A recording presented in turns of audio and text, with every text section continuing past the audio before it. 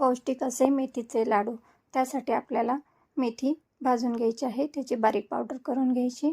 नंतर मखाना, pumpkin seeds, खसखस हे पण भाजून बारीक करून घ्यायचं. त्यानंतर तूप टाकून पॅनमध्ये डिंक घालून घ्यायचं आहे. डिंक तळून झाला की सगळे ड्रायफ्रूट्स आपल्याला तळून घ्यायचे आहेत. तुपात तळून झाले की मिक्सरमधून बारीक करून घ्यायचे आहेत. आता तुपात खोबरं, खारीक हे सर्व जिन्नस आपल्याला एकसारखे भाजून घ्यायचे आहेत. गुलाबी कलर येईल तोपर्यंत एकसारखं भाजून घ्यायचं आहे. तुपात 1 वाटी गव्हाचे पीठ पण भाजून घेतलेले आहेत. त्यानंतर सर्व ड्रायफ्रूट्स आपण भाजून घेतले होते ते बारीक करून घेतलेले आहेत.